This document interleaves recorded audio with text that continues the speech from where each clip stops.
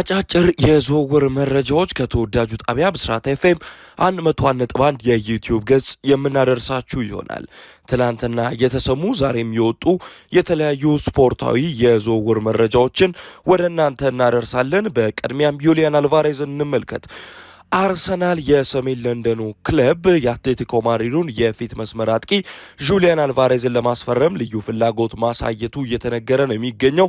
ቀደም ብሎም እንግዲህ ከአትሌቲኮ ማድሪድ ጋር ይለያያል ሲባል የሰሜን ለንደኑ ክለብ ተጫዋቹን ፈልጎ በር እንደሚያንኳኳ ይጠበቃል ተብሎ ሲገመት ነበር። አርጀንቲናዊ አጥቂ በባርሴሎና በጥብቅ እንደሚፈለግ የሚታወቅ ነው የሚሆነው። ተጫዋቹም ቢሆን ቅድሚያ ምርጫው ባርሴሎና እንደሆነ ሲነገር፣ ነገር ግን ባርሴሎና የማይቀላቀል ከሆነ አርሰናል ላይ በሩን እንደማይዘጋም እንግዲህ የተለያዩ ታማኝ የመረጃ ምንጮች ሲጠቁሙ ቆይተዋል። አርሰናል ለጁሊያን አልቫሬዝ ከ90 ሚሊዮን ዩሮ ድረስ መክፈል እንደሚፈልግ ነው አንዳንድ መረጃዎች የሚጠቁሙት። ይሁን እንጂ ቀደም ብሎ ሪያል ማድሪድ 150 ሚሊዮን ዩሮ ለተጫዋቹ ማቅረቡን ተከትሎ በዚህ ሰዓት ላይ አትሌቲኮ ማድሪዶች ተጫዋቹን በዚህ ባነሰ ዋጋ ይሸጡታሉ የሚለው ግምት እጅግ በጣም አናሳ ሆኗል። ነገር ግን አርሰናል ምናልባትም ተጫዋቹ ላይ የተለያዩ የአርሰናል ተጫዋቾችን ጨምረው በአዶንስ ሊወስዱት እንደሚፈልጉ አንዳንድ መረጃዎችም ይጠቁማሉ።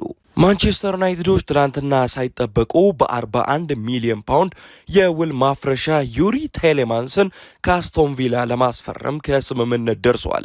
ላለፉት ጊዜያቶች የአማካኝ ስፍራ ተጫዋቾችን ለማስፈረም እያሰሱ የነበሩት ቀያይ ሰይጣኖቹ በአማካኝ ስፍራ ላይ የተለያዩ ተጫዋቾችን ቀደም ብለውም በዚህ የክረምቱ የዝውውር መስኮት እንደሚያስፈርሙ ሲጠበቅ ከርመዋል። ታዲያ በዚህ ሰዓት ላይ 41 ሚሊዮን ፓውንድ በማውጣት ደግሞ ዩሪ ቴሌማንስን ነው የሚያስፈርሙት። ቀደም ብለው አንድሬ ሳንቶስን ትላንትና ኦፊሻል አድርገውታል። ተጫዋቹ ወደ ክለቡ መጥቶ ተቀላቅሏል። 17 ቁጥር መለያ ይለብሳል።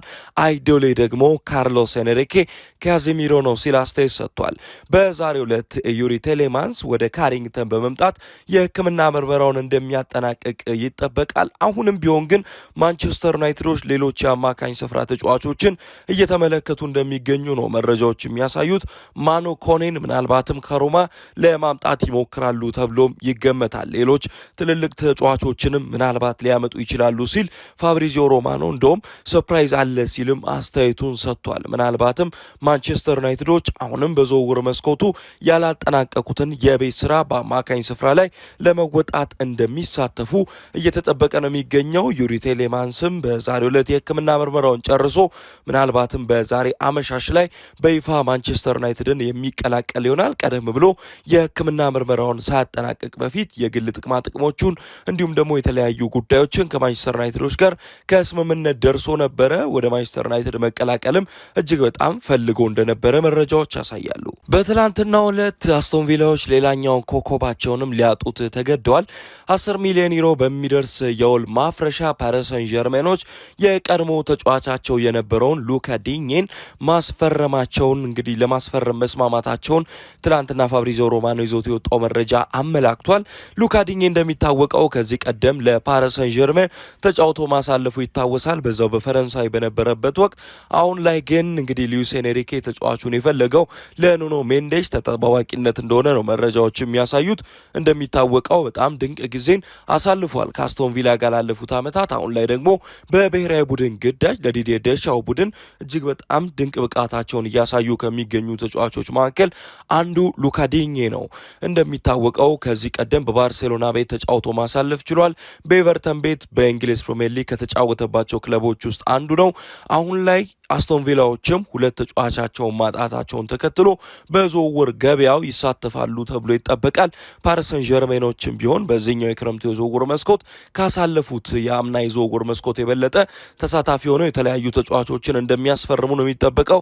ሉካ ዲኜ 10 ሚሊዮን ዩሮ ወጥቶበት ከዓለም ዋንጫው በኋላ የሕክምና ምርመራውን አጠናቆ ፓሪስ ሰን ዠርሜንን ዳግም የሚቀላቀል ይሆናል። የጣሊያኑ ክለብ ሮማ ጋርናቾን ለማስፈረም ይፋዊ ጥያቄ ለቼልሲ ማቅረብ ችሏል።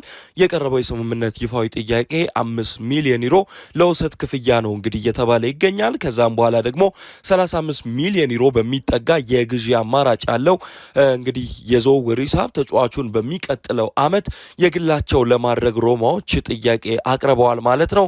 በዚህ 35 ሚሊዮን ዩሮ የግዢ አማራጭ ባካተተ የውሰት ውል ላይ ታዲያ የግዢ አማራጩ በሚቀጥለው ዓመት አንዳንድ ውሎቹ እንደሚያሳዩት ከሆኑ ያቀረቡት ማለት ነው ጋርናቾ ላይ ምናልባትም ግዴታ ተጫዋቹን የመግዛት አማራጭ ያለው እንደሆነ መረጃዎች ያሳያሉ። ትላንትና የመጀመሪያ ፕሬስ ኮንፈረንሱን ማድረግ የቻለው በይፋ ለእንግዲህ ለሚዲያው የተዋወቀው ዣቢ አሎንሶ ጋርናቾ ክለቡን እንደሚለቅ ማረጋገጥ ችሏል። ይህንንም ተከትሎ ሰመርቪልን እየፈለጉ የሚገኙት ሮማዎች አሁን ላይ ደግሞ ትኩረታቸው ጋርናቾ እንደሆነ መረጃዎች ያሳያሉ። በክረምቱ የዝውውር መስኮት ነቃ ያለ ተሳትፎ እንደሚያደርጉ የሚጠበቁት ሮማዎች በሚቀጥለው የውድድር ዓመት ራሳቸውን በአውሮፓ ሻምፒየንስ ሊግም አጠናክረው ለመምጣት ይጥራሉ ተብሎ ይጠበቃል። ለዛ ነው የተለያዩ ተጫዋቾችን እያስፈረሙ የሚገኙት ለማስፈረምም የሚጥሩት። ጋርናቾም ቢሆን ወደ ጣሊያን ሄዶ ለመጫወት ዝግጁ ነው እየተባለ ይገኛል።